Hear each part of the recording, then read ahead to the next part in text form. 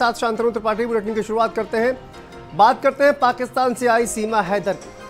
पाकिस्तान से आई सीमा हैदर से जुड़ी इस वक्त की बड़ी खबर आपको बता दें कि सीमा हैदर ने गुलाम हैदर से भागकर शादी की थी। सीमा ने अपने ही माता पिता को लालची तक बताया था। एफिडेविट देकर माता पिता पर आरोप लगाया।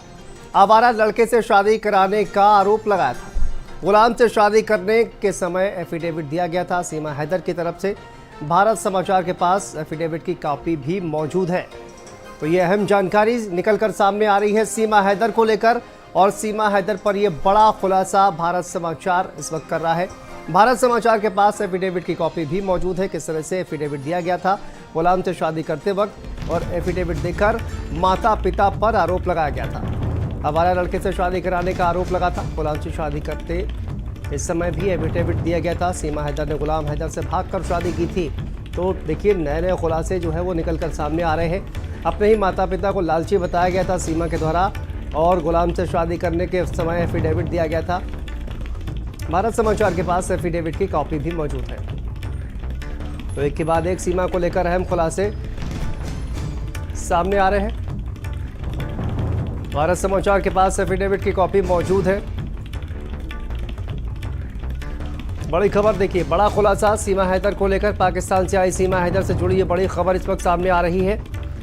सीमा हैदर ने गुलाम हैदर से भागकर शादी की थी और माता पिता के खिलाफ ही एफिडेविट दिया था। सीमा ने अपने ही माता पिता को लालची बताया था, और भारत समाचार के पास एफिडेविट की कॉपी मौजूद है। एफिडेविट देकर आरोप लगाए गए थे माता पिता के खिलाफ। ये एफिडेविट जो है वो दिया गया था। आवारा लड़के से शादी करने का आरोप लगाया था। देखिए, सवाल, क्यों आखिर पाकिस्तान नहीं वापस जाना चाहती है सीमा? ये बड़े सवाल है। और पाकिस्तानी भाभी का क्या है असली चेहरा? सचिन से मोहब्बत तो क्या पाकिस्तान से बेवफाई? और 5वीं पास कैसे बोलती है फर्राटेदार अंग्रेजी? ये तमाम सवाल हैं सीमा हैदर को लेकर। आखिर क्यों सीमा को भारत के सचिन से इश्क हुआ? उत्तर प्रदेश में लाइन ऑर्डर को मेंटेन करेंगे। किसी भी गैर कानूनी गतिविधि को हम बर्दाश्त नहीं करेंगे। पूरे मामले की उच्च स्तरीय जांच हो रही है, केंद्रीय एजेंसियां भी जांच कर रही हैं, और हर स्थिति में हम उत्तर प्रदेश राज्य में प्रतिबद्धता के साथ अपराध और गैर कानूनी गतिविधियों को रोकेंगे। अभी ये केंद्रीय एजेंसियां और स्टेट की एजेंसियां ही बता पाएंगे। हमारे पास इनपुट ये है कि हमने कहा कि किसी भी गैर कानूनी गतिविधि को हम यूपी में नहीं होने देंगे। सीमा गुलाम हैदर से जिस तरीके से एटीएस लगातार पूछताछ कर रही है, तो पाकिस्तान में लगातार सीमा हैदर ने क्या क्या किया, इन राजों से भी पर्दा उठ रहा है।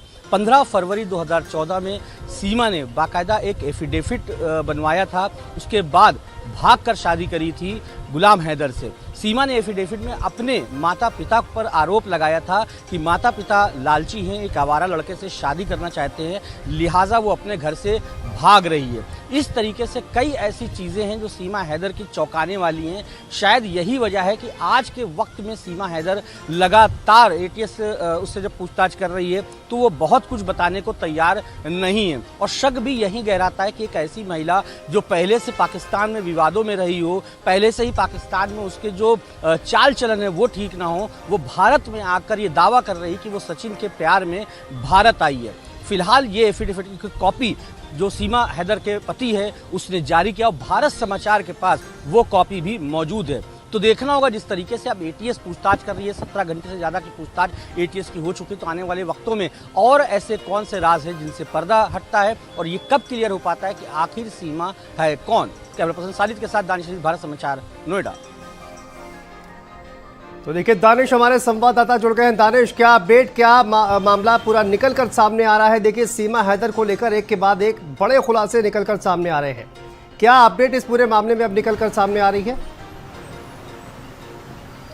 बिल्कुल, देखिए, कहीं ना कहीं जो पास्ट है सीमा का वो जो है काफ़ी ज़्यादा ख़राब है। जब 15 फरवरी 2014 को जिस तरीके से सीमा ने एक एफिडेविट बनवाया, अपने ही माता पिता पर आरोप लगा दिया कि माता पिता जो है उसकी शादी गलत जगह करना चाहते हैं, लालची हैं माता पिता, और उसके बाद उसने गुलाम हैदर से शादी करी, और शादी के बाद वो रही, 4 बच्चे हैं उसके, और फिर उसको सचिन से प्यार हो जाता है और वो भारत आ जाती है। तो जो पास्ट है वो बेहद ख़राब है। और सबसे बड़ी बात कि हाँ, जो एटीएस पूछताछ में निकल कर आया है कि ये विवादों में रही है पाकिस्तान में, कुछ ना कुछ ऐसा इसने किया है कि ये विवादों में रही है। कभी भी एक कहते हैं जो एक क्लियर जो व्यक्तित्व होता है वो सीमा का वहां पर नहीं था। शायद यही वजह है कि एटीएस का जो शक है वो लगातार बढ़ता जा रहा है। हालांकि सीमा से आज पूछताछ एटीएस ने नहीं करी है। एटीएस ने अब जितनी भी पूछताछ करी है उसका एनालाइज कर रही है, उन सवालों का जवाब जो एटीएस को मिला है अब उसका वेरिफिकेशन, उसके दी हुई चीज़ों का वेरिफिकेशन। और सबसे बड़ी बात कि एक टीम अब नेपाल भी पहुंच गई है। एटीएस की एक टीम नेपाल गई है, वहां पर उस होटल पे जाकर जो सीसीटीवी फुटेज हैं और भी जो चीज़ें हैं वो लिया है। नेपाल में ये लोग कहां कहां गए इसको वेरीफाई कराया जा रहा है। पशुपतिनाथ मंदिर जहां पर इन लोगों ने शादी करने का दावा किया था वहां पर भी एटीएस की टीम पहुंच चुकी है। तो तकरीबन 9 टीमें हैं एटीएस की जो टोटल इस केस में काम कर रही हैं, जिसमें से 4 टीमें नोएडा के अंदर मौजूद हैं और 5 टीमें जो है अलग अलग जगह पे मौजूद है जहां पर सीमा ने नाम लिया है या फिर उसके मोबाइल में जो लोकेशन से निकली है। अब जो उसके मोबाइल जो है फॉरेंसिक लैब में भेजे गए हैं, उस लैब से जब रिपोर्ट आएगी तब कहीं ना कहीं बहुत से ऐसे राज हैं जो खुल जाएंगे। अभी फिलहाल आज जो किया है एटीएस ने, एटीएस का कहना है कि हम पहले ये वेरीफाई करेंगे, उसके बाद की पूछताछ है वो आगे हम बढ़ाएंगे। जी बिल्कुल दानिश, देखिए वापस आएंगे आपके पास, लेकिन उससे पहले डीजी लॉ एंड ऑर्डर ने क्या कुछ कहा वो भी अपने दर्शकों को सुनाएंगे। बड़ी खबर आपको बता दें, सीमा हैदर के मामले में special DG law and order का बयान सामने आया है और special DG law and order Prashant Kumar का ये बयान, सीमा हैदर और सचिन से पूछताछ की जा रही है, लगातार पूछताछ हो रही है, ये उनका कहना है। एटीएस और एजेंसियां अपना काम कर रही हैं, 2 देशों के बीच की बात है और सीमा हैदर को डिपोर्ट करेंगे या नहीं ये एजेंसी देखने का काम करेगी और सीमा का यूपी आना सुरक्षा में चूक नहीं है, ये डीजी लॉ एंड ऑर्डर का कहना है। किसी के चेहरे पर नहीं लिखा होता कि वो पाकिस्तानी है। नहीं कोई टीम नेपाल जा रही है सर। नहीं कहीं कोई टीम नहीं जा रही है इसमें। नेपाल जाने की चर्चा है, टोटल गलत है। सर सीमा हैदर से लगातार पूछताछ चल रही है। नहीं वो एजेंसियां, सभी एजेंसियां अपना अपना काम कर रही हैं।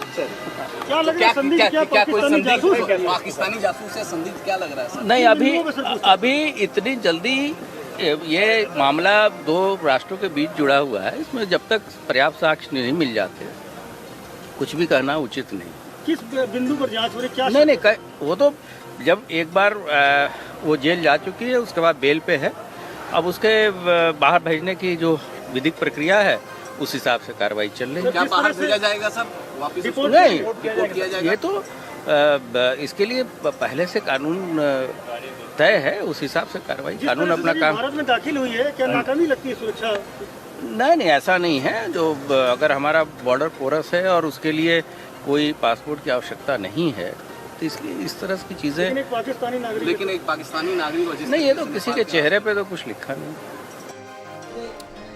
तो देखिए डीजी लॉ एंड ऑर्डर का बयान आपने सुना दानिश, उन्होंने कहा कि देखिए पूरे मामले में जांच की जा रही है, एजेंसियां अपना काम करेंगी, उसको डिपोर्ट करना है या नहीं करना है ये एजेंसियों का काम है। इस पूरे मामले की फिलहाल जो है वो जांच की जा रही है।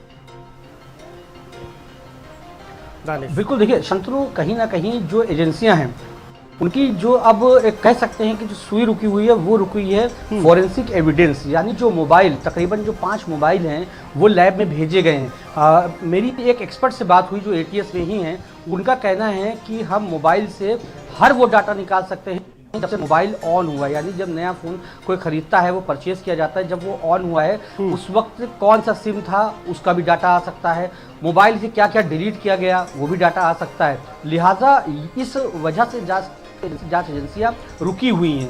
आईबी भी यहाँ पर आई थी, आईबी की भी इसी वजह से रुकी हुई है कि 5 से 6 सिम इसमें इस्तेमाल हुए हैं, यानी पाकिस्तान से लेकर भारत तक आने जब सीमा आई है 4 से 5 सिम इस्तेमाल हुए हैं। उसमें किस तरीके का डेटा था, जो मैसेज गए हैं आउटगोइंग इनकमिंग मैसेज हैं वो मैसेज किस टाइप के थे, साथ ही लोकेशन, सबसे बड़ी बात है कि हाँ इसमें लोकेशन तक ट्रैक हो सकते होती है कि आखिर कहाँ कहाँ सीमा गई थी। सीमा ने जो अपने बयानों में बताया है उनके उसको फिर मिलान किया जाएगा, उसके बाद ही कुछ आगे की कार्यवाही करी जाएगी। क्योंकि सीमा का जो मामला है वो अब पेचीदा होता जा रहा है। जो 17 घंटे की पूछताछ एटीएस ने करी है उसमें कुछ ऐसे संदेहात्मक जो है चीज़ें निकली हैं जिससे अब ये कह पाना बड़ा मुश्किल हो रहा है कि हाँ अब एटीएस का अगला मूव क्या होगा। लेकिन हाँ ये ज़रूर है कि शक गहराता जा रहा है कि हाँ सीमा बिल्कुल शक जो है वो कहीं ना कहीं गहराता ही जा रहा है जिस तरह से जांच आगे आगे बढ़ रही है। दानिश, बहुत बहुत शुक्रिया आपका इस तमाम जानकारी के लिए।